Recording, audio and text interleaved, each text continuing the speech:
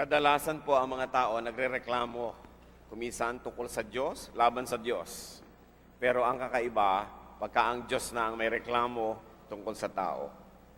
It is the usual case that people complain to God, sometimes even complain about God.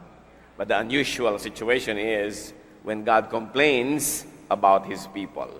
At ito po ang makikita natin sa Malakay. Malakay records such unusual charges that God had against His people. Ang ating pong pag-aaral ngayon at dapat nating siyasatin ang ating sarili kung ito ay reklamo ng Diyos sa atin man sa panahon na ito. Pinamagatan natin God's 7 complaints, ang 7 reklamo ng Diyos laban sa kanyang mga anak. Salamat Panginoon sa kalayaan ng aming pagsamba. Salamat po sa pagkilos ng inyong Espiritu sa aming puso. Salamat Panginoon sapagkat anumang panahon, maaari kaming tumawag sa inyo, maaari kaming manahimik at pakinggan ng inyong salita. Mangusap nga po kayong may kapangyarihan. At nawa Panginoon, ang kaliwanagan nyo ang siyang maging ilaw naming lahat. Palayain nyo kami mula sa aming mga kamangmangan, mula sa aming mga kadiliman, at nawa yung liwanag nyo maging gabay ng buhay namin. Panginoon, nais naming marinig ang inyong tinig lamang. So teach us, Lord, to discern, teach us to understand, and teach us to recognize your voice from the other voices that try to compete for our attention. We pray, Lord, that you're going to speak powerfully, that your words will be our food, and that you will correct our ways. Turuan niyo po kami. Humihingi kami ng proteksyon niyo mula sa gawa ng masasamang tao at masasamang espiritu sa aming kalagitnaan. Hinihingi din namin ng proteksyon niyo para sa lahat ng mahal namin sa buhay na hindi namin kasama ngayon. At nawa kung paano niyo kami, Panginoon, ipinag-aadya sa masama, ganun din ang gawin ninyo sa lahat ng aming mga minamahal. Nawa, Panginoon, maghari kayo sa aming puso. Sit on your throne of power and dispense blessings to your people. Patawarin niyo po kami sa aming mga kasalanan, maliliit at malalaki, naaalala man namin o hindi. Cleanse us, Father, make us whole, and may your words be our food today. In the name of your Son, Jesus, we pray with thanksgiving. Amen. God's 7 complaints. What are God's 7 complaints about His people? That of course we can find in the book of Malachi. God complains that His people belittle His love. Minamaliit ang pag-ibig ng Diyos sa tao ng mga taong tumatanggap araw-araw ng pag-ibig na ito. That His people despise and question God's love. Malachi 1:1-2, an oracle, the word of the Lord to Israel through Malachi. I have loved you, says the Lord, but you ask, how have you loved us? Meron pong tulang sinabing, how do I love thee? Let me count the ways. At ito ang nagsasabi, yung umiibig.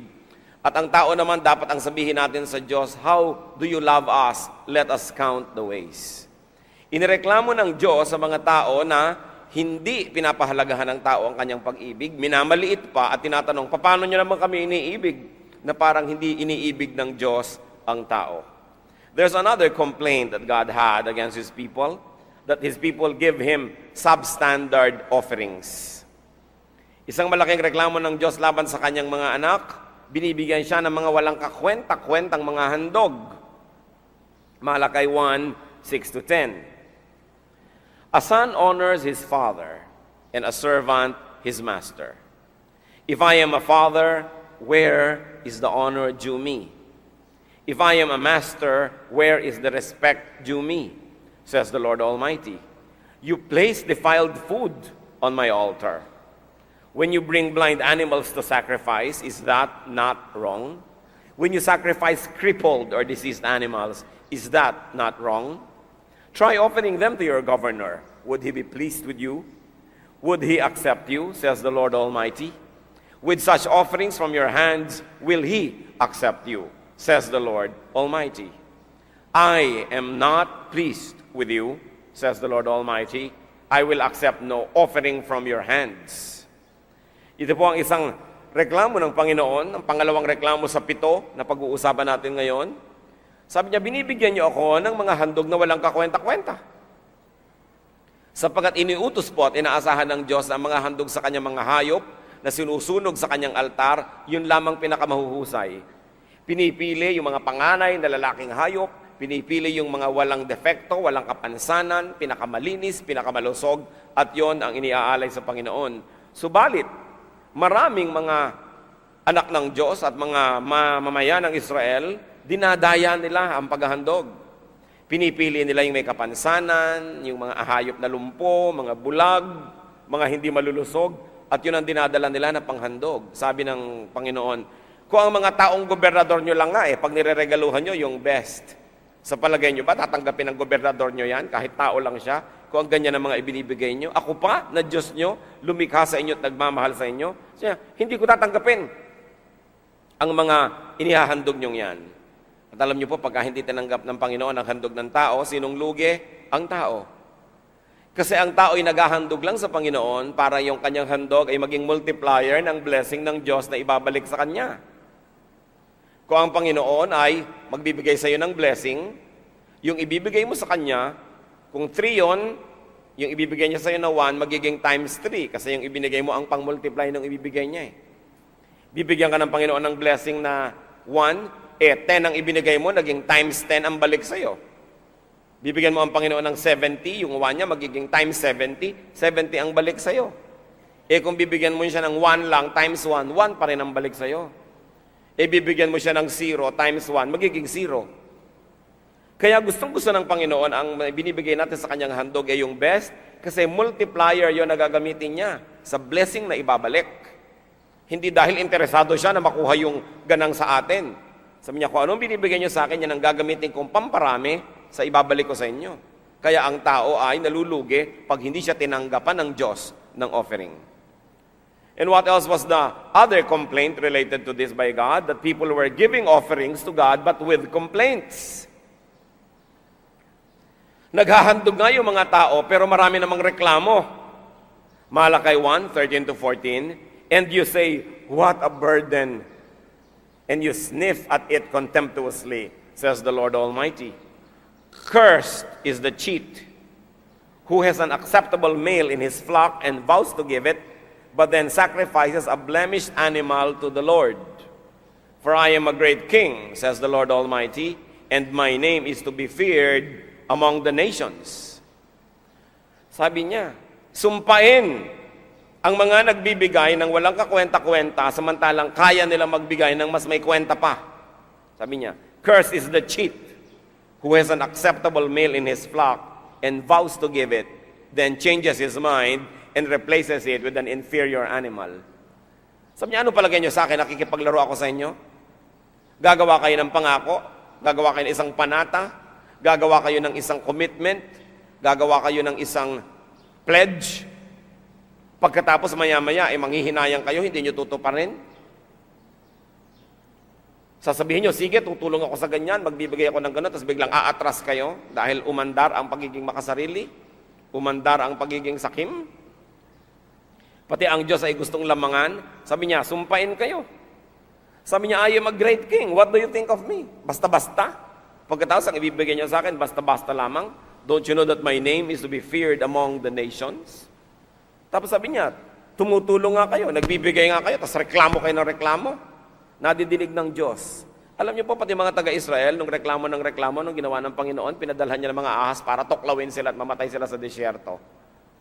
Pag kami nabasa po natin ang Bible, may isang ugali ang tao na obviously ayaw na ayaw ng Diyos at yun yung reklamador. Reklamo ng reklamo ng reklamo. Bagamat kasalanan na mga lunya, bagamat kasalanan na magnakaw, bagamat kasalanan na mandaya, pero yung mga mandaraya, mga tax collector, mga women caught in adultery, mga prostitutes, napaka-banayad ng pagtrato ng Panginoon sa kanila. Sinasabi lang, magbago ka na, huwag ka nang babalik sa kasalanan. Pero ang mga salita niya, laban doon sa mga, number 1, mga hypocrites, naglilinis-linis na kay Romy pala, at mga self-righteous, at yung mga salita niya, dito sa mga reklamador, yan ang pinakamabibigat at pinakamahahabding salita ng Diyos sa binitawan, laban sa tao. Kaya nagrereklamo. Tumutulong nga, nagrereklamo naman. Nagbibigay nga, nagrereklamo naman. Sabi ng Diyos, ano palagay nyo? Natutuwa ako sa ganyan? You say, what a burden. Nahihirapan ka pala, huwag mong gawin. Kailangan yung ugali natin, lalong-lalo sa pagbibigay at pag-aalay sa Panginoon, ay lagi natin inaan. Another complaint that God had against was that his people failed to honor him with excellent service. Malachi 2, verses 1 to 9. And now this admonition is for you, O priests. If you do not listen, and if you do not set your heart to honor my name, says the Lord Almighty, I will send a curse upon you, and I will curse your blessings. Yes, I have already cursed them, because you have not set your heart to honor me. Because of you, I will rebuke your descendants. Nakita niyo po yung mga tao na hindi matapat maglingkod, samantalang dapat ay naglilingkod ng tapat? Sabi ng Panginoon, ako, susumpain ko, pati ang mga blessing na naibigay ko na sa iyo, sinumpa ko na nga sabi niya. At pati mga kaapu-apuhan mo, madadamay, I will rebuke them because of you. I will spread on your faces the offal from your festival sacrifices, and you will be carried off with it. Napakabigat na salita. Alam niyo po yung mga offal, yan yung mga lamang loob, mga reject, maruruming laman ng hayop, na tinatanggal, hindi tinatanggap, na sunugin sa altar ng Diyos. Maging susunugin na lang, hindi katanggap-tanggap. Sabi ng Panginoon, yung mga lamang loob na pinandidirihan ninyo, na inaalis ninyo sa hayop at ni hindi ko tinatanggap sa aking templo, ni hindi pwedeng sunugin, ipagpapahiram ko sa mga pagmumukha ninyo yan. Sabi ng Diyos. I will spread on your faces the offal from your festival sacrifices. Anong magiging resulta? Pati kayo dudumi, pati kayo hindi nakatanggap-tanggap, and you will be carried off with it. Sabi sa verse. At pati kayo'y madadala sa pagtatapon nito dahil nadamay na kayo. Ipagkukulapulang ko sa pagmumukha ninyo yung mga pinandidirihan nyo na yan, sapagkat sa totoo lang ay kadiri-diri din kayo. Ito ang indirect message na sinasabi ng Panginoon. And you will know that I have sent you this admonition so that my covenant with Levi may continue, says the Lord Almighty. My covenant was with him, a covenant of life and peace. And I gave them to him. This called for reverence, and he revered me and stood in awe of my name. True instruction was in his mouth, and nothing false was found on his lips. He walked with me in peace and uprightness, and turned many from sin. Nakita niyo po ang Panginoon, bagamat meron siya mga reklamo dito, hindi natin sasabihin, napaka-reklamador lang na Diyos, sapagkat marunong siyang pumuri kung may dapat purihin. At pinuri niya si Levi. Sabi niya, kayo mga naglilingkod sa Diyos, kayo may mga offices, may mga ministry, mga tagapagmana lang kayo ni Levi, ang usapan ko at ang aking pangako'y sa kanya originally, at kayo dapat na nagtutuloy nito. Hindi niyo ba naaalala na siya napakamatuwid? Ang katotohanan ay lumalabas sa kanyang mga labi, at mapayapa ang kanyang pakikipag-ugnayan sa akin. Siya'y matuwid. At higit sa lahat, marami siyang inilayo sa kasalanan. Dahil sa kanyang ministry, maraming makasalanan ang nagbagong loob, nagbalik loob sa Diyos. Maraming mahihina ang lumakas, maraming mga marurumi ang luminis. Sabi, ito ang gusto kong ginagawa ninyo. Kung hindi nyo ito ginagawa, kalimutan nyo na lang na may usapan tayo. Ang blessing na ibinibigay ko sa inyo, gagawin kong sumpa. Ganoon na lamang ang pag-ibig ng Diyos sa holy priesthood, sa holy ministries of His people, that He will not let any generation to mess with it and to just treat it without any serious intentions. Verse 7, for the lips of a priest ought to preserve knowledge, and from his mouth men ought to seek instruction, because he is the messenger of the Lord Almighty. But you have turned from the way, and by teaching you have caused many to stumble. Nabaligtad ang ginagawa ng mga leaders, ng mga ministers, naliligaw ng landas ang tinuturuan nila. Parang ngayon ding mga panahon natin. Dati hindi mananampalataya, nung dapuan nila, naging Christian daw, pero naging self-righteous. Galit sa ibang mga Kristiyano, wala nang ibang tama kundi sila na lamang, nakikipag-away, nakikipagdebate, mabuti pa nung araw na hindi nagbubukas ang Biblia at hindi mapagmataas at hindi mayabang. Pero sabi, yan ang ginawa ninyo sa kanila, iniligaw nyo sila ng landas. You have violated the covenant with Levi, says the Lord Almighty. So I have caused you to be despised and humiliated before all the people, because you have not followed my ways, but have shown partiality in matters of the law. Partiality in matters of the law. Playing favorites. Ayaw na ayaw ng Panginoon na ang mga lingkod niya merong favoritism. Na pagka ikaw yung pastor, pagka ikaw yung choir leader, pagka ikaw yung Sunday school principal, pagka ikaw yung leader na isang committee, puro nandun na lahat ng mga paborito mo, mga kamag-anak mo, at para kayong isang mafia na kayo'y namamayagpag. Kinakalimutan mo na meron ka mga ibang leader na dapat i-develop, may mga ibang taong maaaring malayo sa iyo, hindi mo kakilala, pero dapat din silang palaguin sapagkat inilagay sila ng Diyos sa ilalim ng iyong kandili.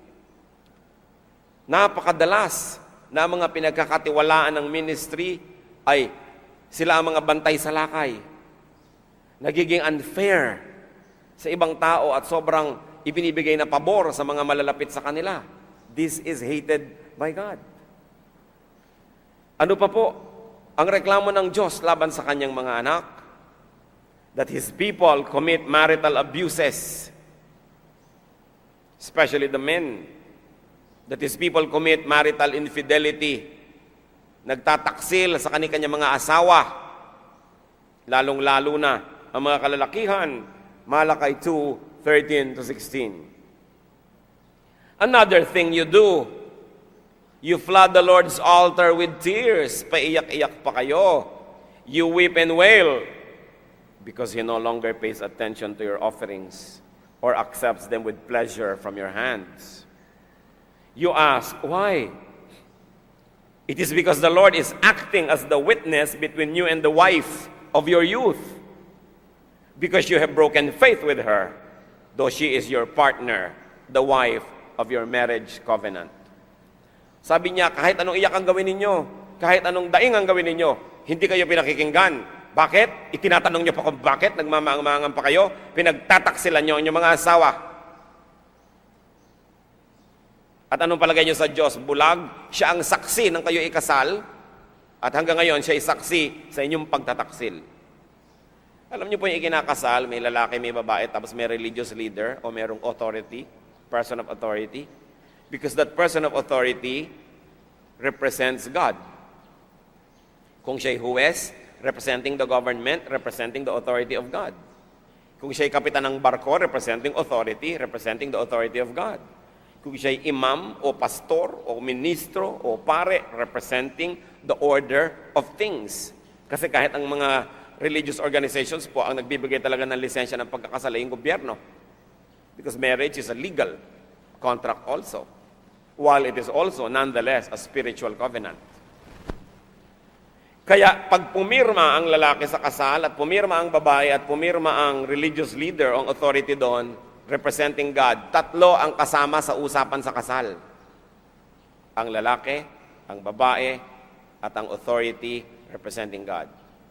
Kung yung lalaki man ay sumaway sa usapan at tumalikod sa usapang ito, kung yung babae man ay magtaksil sa usapan, o magkasundo ang dalawang ito na pagtaksilan ng usapan, God doesn't change His mind. And as far as God is concerned, hoy, kasal pa rin kayo. Sabihin mo pang lalaki lang yung nagtaksil o babae lang ang nagtaksil o nagkasundo ang dalawa na magtaksil, pagtaksilan nila yung institusyon ng matrimonyo, ang pagtataksalan nila ang Diyos na kasama sa usapan.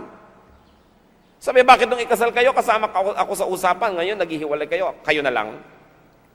Sabi niya, you have broken faith with her, though she is your partner, the wife of your marriage covenant.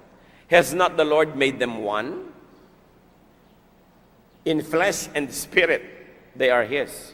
And why one? Bakit kailangan kayong exclusive to each other? Because God was seeking godly offspring. Yun ang hinahanap ng Diyos.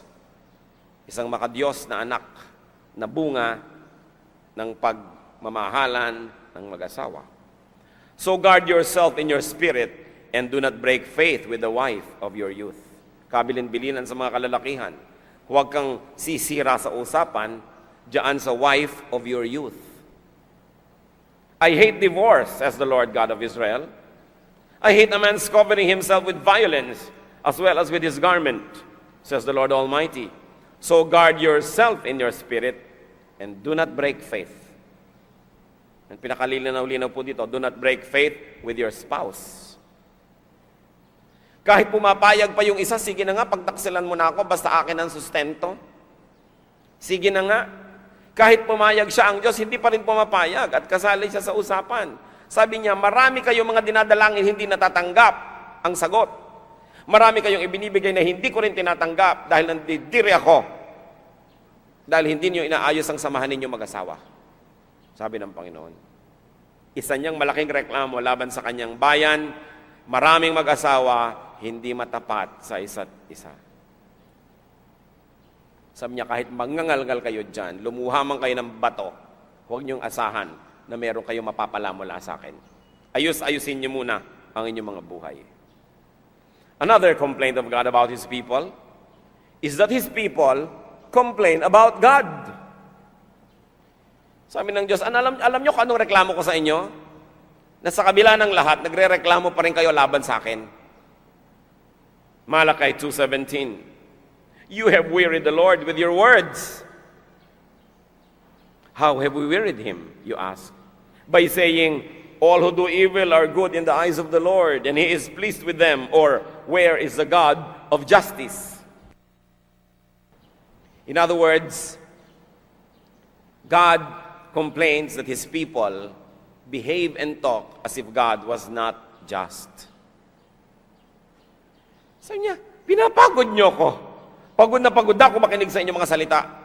At sabi ng mga tao, alin naman po sa mga sinasabi namin ang nakakapagod sa inyo? Yung pagrereklamo nyo na binebless ko ang masasama, kakampi ako ng masasama, na hindi ako matuwid at hindi ako makatarungan. Alam na alam nyong makatarungan ako. Kaya mga tao pong mahilig magreklamo tungkol sa justice ng Diyos. Bakit ako nagseserve, hindi pa ako nabibigyan ng premyo? Eh di hindi pala just ang Diyos. Bakit ako nagpapaka-Diyos? Bakit kung kailan pa ako na-born again at saka pa ako nagkandamalas-malas? Bakit kung kailan ako nag-Bible study at saka pa ako nagkasakit? Lahat yan ay pagsasabing hindi makatarungan ng Diyos. Sabi ng Diyos, masakit sa tenga ko mga sinasabi nyo. Kung kayo mga nagkakasakit, kung kayo mga naghihirap, kung may mga nangyayari sa inyo, ba't hindi nyo muna buklatin ang lahat ng bitukan ninyo at nang malaman ninyo na kayo talaga ang may kagagawan niyan? Bakit sa akin nyo ibinibintang? Bakit pati pagkalugin nyo sa negosyo, bibintang nyo sa Diyos? Bakit pati yung nasunog yung tindahan, ibibintang nyo sa Diyos? Kung may nagsindi ng posporo at may club, di magkakasunog nga. Because that's the law of nature. Pagkatapos, combustible lang mga materials nyo doon at wala kayong fire extinguisher, wala kayong fire drill, tapos pag nasunog kayo, Diyos ang sisisihin nyo. Ibinibigay naman sa inyo lahat ng karunungan para ito yung inyong maiwasan. Akala nung iba, tatalo na lang sila sa bangin at sasaluhin sila ng Diyos. Ganyan din ang ginawa ni Satanas kay Lord, Sabi niya, ba't hindi ka tumalon? Hindi ba? Sasaluhin ka ng mga anghel? Sabi naman ni Lord, ba't naman ako tatalon? Kung mo sasaluhin ako. Kailangan practical. Marami mga tao, maririnig mo yan, nagre-reklamo tungkol sa Diyos. Yan ang sinasabi niya, ang sakit-sakit sa tenga ko ng mga naririnig ko sa inyong mga salita, baka akala nyo. Another complaint of God about His people is that His people rob Him. Ninanakawan siya ng mga tao. People steal from God. Malakay 3:7-12. Return to me, and I will return to you, says the Lord Almighty. But you ask, how are we to return? Nakita nyo ba kanina pa sa Malakay 1 pa lang, panay ang pagmamaang-maangan ng mga tao, how do we offend you? What did we say? Puro ganon. So, how do we return? Will a man rob God? Yet, you rob me. But you ask, how do we rob you? Ito na naman yung mga pagmamaang-maangan. Paano naman po namin kayo ninanakawan? In tithes and offerings. You are under a curse, the whole nation of you, because you are robbing me. Bring the whole tithe into the storehouse, that there may be food in my house. Test me in this, says the Lord Almighty, and see if I will not throw open the floodgates of heaven and pour out so much blessing that you will not have room enough for it. I will prevent pests from devouring your crops, and the vines in your fields will not cast their fruit, says the Lord Almighty. Then all the nations will call you blessed, for yours will be a delightful land, says the Lord Almighty. Sasabi ng Diyos, ito pang reklamo ko sa inyo. Ka-Diyos-Diyos ko na ito, pati ba naman ako, ninanakawan nyo pa? Mga tao naman, paano naman po namin kayo ninanakawan? Diyos nga kayo. Aba, hindi kayo kompletong mag-tithes at offering. Sabi ng Diyos. Dinadayan nyo ang inyong mga offering, dinadayan nyo mga tithes. Tatanong-tanong pa kayo, gross ba o net? Para kung gano'n nyo kusudayain ng BIR, gusto nyo gayain ng Diyos. Tapos mag-o-offering kayo, mga barya-barya. Sabing gano'n. Tuwing dadaan na lamang ang offering plate, para kayo nagmamaang-maangan, bigla kayo pupunta sa banyo, bigla kayong mahihilo, pipikit kayo. Parang lagi na lang kayo nagugulat as if it's a surprise, regular part naman yan ng program. Tapos hindi kayo faithful. Sabi niyo, Lord, binibilang niyo ba? At anong palagay niyo? Hindi kayo matapat. You are not surrendering the tithe. You are not giving enough offerings. Ninanakawan niyo ako. Sabi ni Lord, kaya may sumpa sa inyo. Ba't hindi niyo subukang manumbalik sa akin at babalik din ako sa inyo? Sabi ng Diyos, maging matapat kayo. Bring the full tithes into my house so that there may be food in my house. Para umandar ang aking mga gawain at maging masagana ang aking mga gawain. Huwag niyong dayaan at huwag niyong dayain. Kailangan ninyo itong gawing matapat, sabi ng Panginoon. At bilang ganti, sabi ng Diyos, kahit pa nga akong unang nagbigay, nagtatayt pa lang kayo, papalitan ko uli para wala akong utang sa inyo. Hindi ko papayagan na salakayin ng mga salot ang inyong mga tanim. Hahawakan ko ang mga prutas ng inyong mga haalamanan na hindi sila malalaglag na buko pa lang. Na binilang nyo na ang daming buko, tas hindi pala natuloy dahil nalaglag, umulan lang, nalaglag ng lahat. Sabing ganon, babakuran ko ang inyong mga negosyo. Ipagtatanggol ko sa mga kalugihan, ipagtatanggol ko sa mga salot, at kayo ay magpapasasa sa napakarami kong ibibigay na pagpapala, na pati mga tao sa paligid nyo mapapansing sobra naman kayong blessed. Sasabihin naman ng mga tao, kapos na kapos nga po kami, paano pa kami magtatayt? Kaya nga kayo kapos! Kasi hindi kayo nagiging matapat. Ba't hindi nyo unahing maging matapat para masubukan nyo ako? Kaya sabi ni Lord, test me in this. Ba't di nyo ako subukan? Sabi niya, return to me and I will return to you. So, sinong mauunang gumawa ng tama? Yung tao. Return to me, sabi ng Diyos, and I will return to you. Give your tithes and your offerings completely, and I will bless you. Bakit kailangan taong mauna? Kasi siyang naunang gumawa ng mali, siyang dapat gumawa ng tama. Siyang sumira ng usapan, siyang dapat magtuwid. Nagtataka ko mga kapatid, dito sa turo na ito, nandidilat na kay linaw-linaw, hindi mo kailangan ng napakaraming karunungan para unawain. Ang tao, pinagpipilitan pa rin paikot-ikutin ito na ang ending, hindi pa rin siya nagbigay. Basta yun ang ending dapat. Kung ano-anong technicality, kung ano-anong mga pangatwiran, hinamo na nga ng Diyos, sabi niya, test me in this. So, God was saying, you are cursed. Kahit anong gawin nyo, hindi aasenso. Kahit anong gawin nyo, hindi kayo makakaahon sa hirap. Kasi ninanakawan nyo ako. Another complaint that God had, and the final complaint we will discuss today, is that His people slander God. Nagsasalita sila ng mga makapanirang puri laban sa Diyos. Masasakit na salita laban sa Diyos. Malakay 3:13-15. You have said harsh things against me, says the Lord. Yet you ask, what have we said against you? Napaka-consistent naman ng mga tao sa pagmamangmaangan. You have said, it is futile to serve God.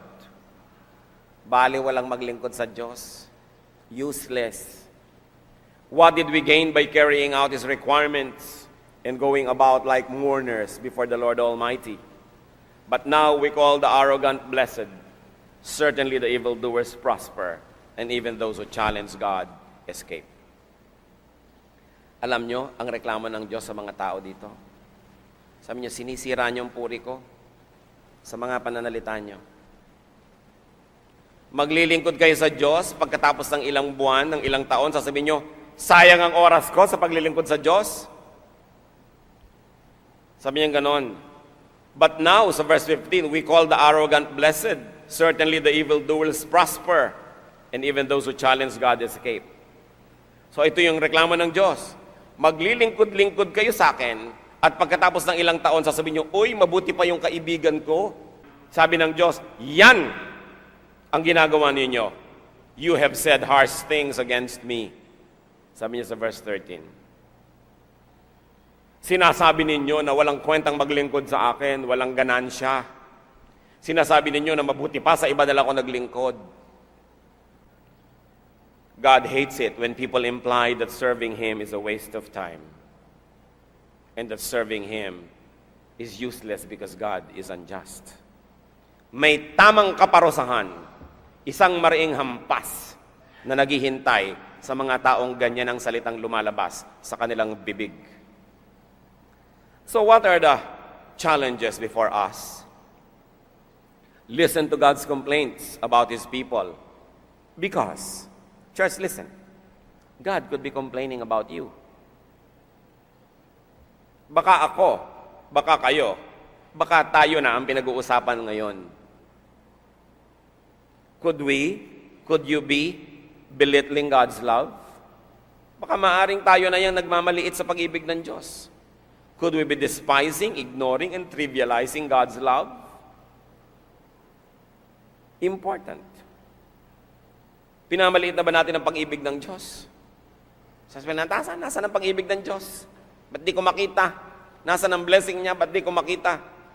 Minamaliit natin, araw-araw humihinga ka, araw-araw kumakain ka, araw-araw nakakapagpahinga ka. Tapos sasabihin mo, nasaan ang pag-ibig ng Diyos? Could we be giving God low-quality offerings? Isa kaya tayo na magpe-pledge pagkatapos hindi tutuparin ang pledge? Tatalikuran ng sinumpaan at ipinangako. 2 Samuel 24, 22 to 24. Ito po si David, gusto niya mag-offering sa Diyos. Ngayon, bumibili siya ng mga hayop at mga offering kay Arauna. Si Arauna ayaw magpabayad. Ano pong nangyari? Arauna said to David, "Let my lord the king take whatever pleases him and offer it up. Here are oxen for the burnt offering, and here are threshing sledges and ox yokes for the wood." O king, Arauna gives all this to the king. Arauna also said to him, "May the Lord your God accept you." But the king replied to Arauna, "No, I insist on paying for it. I will not sacrifice to the Lord my God burnt offerings that cost me nothing." Sabi ni Arauna, marami naman po akong hayop. Sige, piliin nyo na, kunin nyo na lahat ng gusto nyo. Pati panggatong, heto sa inyo na. Mag-offering po kayo at nawa, maging katanggap-tanggap sa Diyos. Huwag na po kayo magbayad. Hari naman kayo eh. Sige na. Sabi ni David, no. Ano? Maghahandog ako sa Diyos ng tiway? Maghahandog pa daw ako sa Diyos, yung pala kinuha ko lang sa'yo ng libre? Sabi niya, hindi ako maghahandog ng anumang bagay na hindi ko binayaran ng malaki. Kung maghahandog ako, yung may halaga, yung nung tanggalin ko sa bulsa ko'y aray ang sakit, nagbayad ako. Damdam na ramdam ko ang aking pag-o-offer. Hindi yung parang hindi man lang nagulo ang akin sa lansan. Anong klaseng offering yon? Nakita niyo po ang Panginoon nung nag-offer, buhay niya ang in-offer. Ramdam na ramdam. Tapos ikaw yung hindi mo man lang naramdaman, hindi mo man lang ininda, walang kwentang offering. Sabi ni David, I will not sacrifice to the Lord my God burnt offerings that cost me nothing. Numbers 18:29, you must present as the Lord's portion the best and holiest part of everything given to you. Kaya ang ibinibigay pong handog na hayop sa Panginoon, yung panganay eh. Ewan ko nga ba yung mga panganay, nakuha na yata lahat ang bitamina ng nanay. Kaya kadalasan yung mga panganay, malalakas ang katawan eh. Ngayon, yun ang ino-offer sa Lord, mga panganay. No? The best, sabi niya, you must present as the Lord's portion, the best and holiest part. What is the best and holiest part of you? That is what you offer to God. Hindi yung halimbawa, ikaw ay pianista, ikaw ay violinista, ikaw ay singer, ikaw ay instrumentalist. Pag na lang may panahon ka, tsaka ka maglilingkod. Dahil ang priority mo, iba eh. Tira-tirahan na lang yung sa Diyos. Kung may panahon ka, kung may barya ka, pwede. Sabi niyo, the best and the holiest part, that is what you have to give to God. Hindi yung whenever I can, whenever I'm free, whenever pwede ako, tsaka lang. Maghanda-handa ka ng palo ng Diyos. Pag ganyan ang attitude mo sa Kanya, lalo't alam na alam mong ginagawa mo, hindi ka naman inosente, alam na alam mong ginagawa mo, magbabayad ka. Dahil hindi mo pwedeng linlangin ng Diyos. Could we be failing to honor God with excellence? Because not to give God what is excellent is to really dishonor God. Alam mo, pwede mo pang gandahan, tapos yun na lang. Pwede mo pang dagdagan, tapos yun na lang. Ano palagay mo sa Diyos? Ganun na lang. 2 Timothy 2:15, do your best to present yourself to God as one approved. A workman who does not need to be ashamed and who correctly handles the word of truth. So always do your best. Could you be committing marital abuses? Mga ginang, baka binubugbog ninyo ang inyong mga ginoo. Mga ginoo, baka kayo nagtataksil sa inyong mga ginang.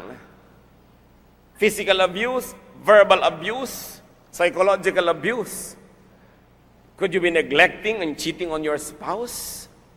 God knows. Ano pong kabilin-bilinan sa Proverbs 5:15 to 18 sa mag-asawa? Drink water from your own cistern, running water from your own well. Sabi niya, sa balon mo lang ikaw, kukuha ng iinumin. Should your springs overflow in the streets, your streams of water in public squares? Napakaganda po ng imagery. Dapat ba na bumulwak, lumigwak, tumapon sa kalsada ang mga lumalabas sa iyong balon, sa iyong mga bukal? Sabing ganon? No. Let them be yours alone. Never to be shared with strangers.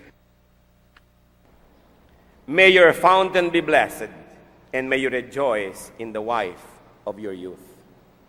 Napakalinaw. Sa inyo lamang mag-asawa ang para sa inyo lamang. Di kahit kailan dapat may nakikihati.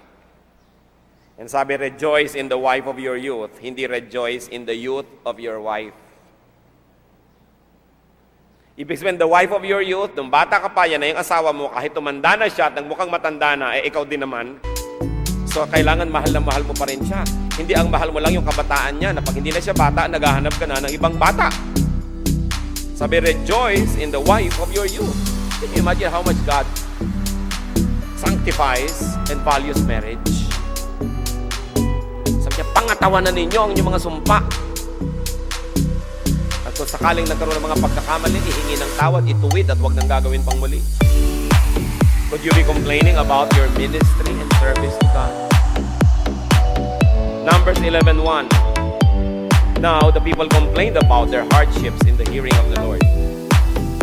And when he heard them, his anger was aroused. Then fire from the Lord burned among them and consumed some of the outskirts of the camp. Para reklamo ng tao, nagpaulan ng apoy ang Diyos. Ayaw na ayaw niyang naririnig yan. Could you be stealing from God? Could any one of us be unfaithful in tithing? Alam niyo, ang mga anak ng Diyos, kung faithful lang sa tithing, ang daming magagawang misyon, ang daming magagawang project kung hindi ninanakawan ng mga anak ng Diyos ang sarili nilang Diyos. Luke 20:25, ang sabi ng Panginoon, give to Caesar what is Caesar, and to God what is God. Would anybody be slandering God, bad-mouthing God? Job 2:9-10. Nung si Job po ay namatay ang mga anak, nawala ang mga negosyo, nagkaroon ng sakit sa kanyang katawan, his wife said to him, are you still holding on to your integrity? Curse God and die. He replied, you are talking like a foolish woman. Shall we accept good from God and not trouble? In all this, God did not sin in what He said. Job, brother, did not sin in what He said. Ang tatanggapin lang ba natin sa Diyos yung gusto natin? Nung binibigay niya lahat ng gusto natin, gusto natin siya? Tapos ngayon, hindi natin gusto yung ibinibigay, ayaw na natin sa Kanya. Ganun lang ba ang relasyon natin ng Diyos? Kanya, don't talk like a foolish woman. Mga kapatid, nakita po natin yung mga reklamo ng Diyos laban sa mga tao. Many times we can be so unfair to God. God who gave us life, then God who gave His life for our salvation, para mailigtas tayo sa mga sarili naman nating mga kamalian at mga kasalanan. Tapos maglilingkod ka ng konti, may reklamo ka pa. Maiinggit ka pa sa mga hindi naglingkod sa Diyos. Napakamali. Pagkatas nanakawan pa natin ng Diyos, 10% na lang nga yung tithe, dinadaya pa. Yung 90 na nga, atin na. Nandadaya pa. Lahat yan alam ng Diyos. Sabi niya, kaya marami sa inyo, may pataw na sa mga. Mabigka kang buhay. Kahit anong gawin nyo, hindi kayo matenso. Hirap na hirap kayo. Kasi hindi kayo matapat. Kasi sa atin natin sarili. Tunay ang salita mo yung makapangyarihan. Nawa, Lord, may you accomplish the purpose for which you have gathered us today to hear your words through the prophet Malachi. Alam namin, Panginoon, ang salita mo hindi nagbabago noon man hanggang ngayon. And you, Lord Jesus, said that you have not come to abolish the law and the prophets, but to accomplish until everything happens. So alam namin, Panginoon, yung mga utos nyo noon, utos nyo pa rin ngayon. Hindi nagbabago ang inyong salita. Kaya turuan nyo kami, Panginoon, pahalagahan ang mga bagay-bagay na muli naming natunghayan sa sandaling ito. Makita namin na aming sarili kung kami ba ay may mga ugali, mga sinasabi na hindi nakakalugod sa inyo. Kung yun po bang mga reklamo ninyo laban sa bayan ng Israel noon, ay reklamo nyo rin laban sa amin ngayon. Ituro nyo po sa amin ang tunay naming kalagayan. Ituro nyo sa amin, Panginoon, dapat namin gawin. Nais namin, Panginoon, kayo ay mabigyan ng kaluguran. Nais namin, Panginoon, na madidinig mo sa aming labi ay mga salitang ikinalulugod nyo. Ituro mo sa amin ang aming mga tamang ginagawa para lalo pa namin pag-ibayuhin ang paggawa nito. At ituro mo rin ang mga mali naming ginagawa. Nang dali-dali namin itong talikuran, ihingi ng tawad sa iyo at baguhin. Mga kapatid, magbulay-bulay tayo panandali. Napakainam na manahimik upang madinig natin ang tinig ng Diyos. Kung meron sa ating kinakausap ng Diyos, huwag tayong magmatigas. Magpakumbaba tayo, lambutan ng puso. Sapagkat ang Diyos, sabi niya, return to me, and I will return to you. Kung meron sa atin na anumang pagsisikap ang ginagawa natin, parang di magtagumpay, hirap at hirap, kabiguan at kabiguan, siyasatin natin ang ating buhay. Maaring tayo nasa isang maling lugar, na kahit kailan hindi tatamaan ang grasya ng Diyos, na dapat nating ilipat ang ating sarili sa tamang daan kung saan laging dumadaan ang pagpapala ng Diyos at nang tayo ay mapagpala rin. Magbulay-bulay panandali, yumuko sa presensya ng Diyos, pakinggan ang tinig ng Espiritu.